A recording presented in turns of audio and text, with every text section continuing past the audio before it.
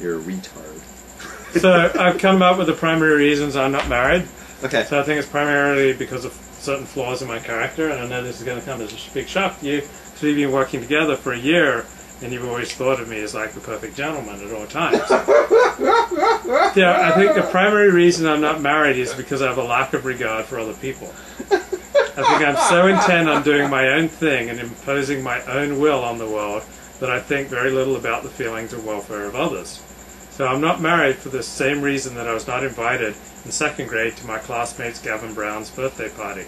And I was not invited to the Sabbath home of any of my classmates Pacific Union College from 6th through 8th grade until midway through 8th grade when mother forced her son to invite me. So I think that's the primary reason I'm not married, never married.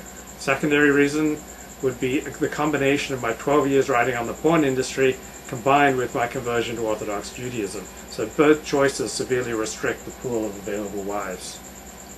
My chronic fatigue syndrome does not help. My poverty does not help. I think my poverty is primarily a reflection of my lack of moral character rather than a reflection of my circumstances. I think my tendency is to isolate myself from whatever community I join, whether it's the Los Angeles Press Club, the pornography industry, Orthodox Judaism, Conservative Judaism, Reform Judaism, Dennis Prager Circle. I always isolate myself. I could have written that one about me, man. That is me. Okay, go on. My narcissism and my fantasies of grandiosity. I remember once my therapist said to me, I'd hate to see you lose your life in delusion. So my constant attention seeking, my need for mirroring, my history of exhausting people and pushing their boundaries. My fears of abandonment and of commitment, my inability to hold on to myself when in relationship with those I value, aka my lack of differentiation.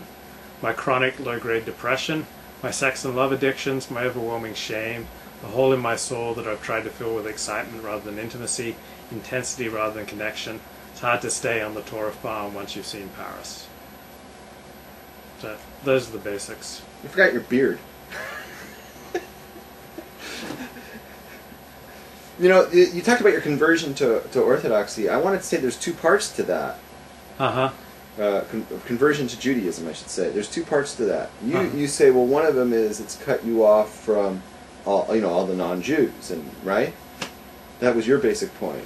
Yeah, and basically non-Orthodox who aren't interested in becoming Orthodox. But I'm going to say it also cut you off from a lot of people in the frum world that when you announce that you're a convert, because I hate to say it because it's really messed up. Yeah, but just because they don't want to be with a convert. No, should they? Like, I totally understand that. I think you should want to be with someone with whom you have the maximum in common. I think that's absolutely so wrong. I think I could not disagree with that more. Converts should marry converts and Balei Tshuva, and Frum from birth should marry Frum from birth, generally speaking. That is a very simple-minded, hey, I have blue, let's match it with blue. That's just simple-minded, that's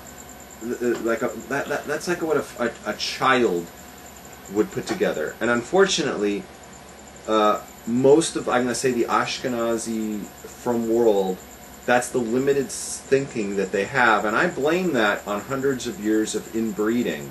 Has turned their brains into just mush. They cannot think for themselves outside of like the basic lowest common denominator stuff. It's like you walk in, you tall. I'll match you up with somebody tall. You know, it's like, can we try to get a little bit, a little bit deeper than that, not just the first thing you see and just go with it? You know, if a woman walks in with black skin, she's Jewish, she's frum, right? Mm-hmm. They'll set her up with a guy who's got black skin. It's like, come on. Do you think it's important that black people should marry each other? No, we are Jew as a Jew. If they keep mating with white people, the melanin is going to continue to decrease in their skin. And if, like, all black people intermarried with white people, in a few hundred years there'd be no more black people. What about within the Jewish community? And what would that do to the NBA? Okay. So it's like it's so retarded. It's like, let's try to think outside the box. I wrote a whole essay on this. It's in my book, a whole chapter in my book. The basic point is, you have someone who's a lifer, someone who's been from birth. They should be, B'davka, they should be with somebody who's new to it. They should be with a Baal Tshuva, or they should be with a ger, a convert, because they can help bring that convert up to their level. And they're not losing out on anything. They're doing a mitzvah by helping to bring somebody up to their level. Okay? And what are two people who are, let's say, both converts going to do, right? You're going to have problems because your family's not, let's say, not 100% supportive of everything you do, right? Now, let's say, like, you have a firm woman who was born into it. Her parents are into it, right? So you're the only one with the problems, right? She's going to inherit your family's problems, but you're going to get people who are supportive, right? Now, if you marry a ger, another convert like yourself, right? What's going to happen?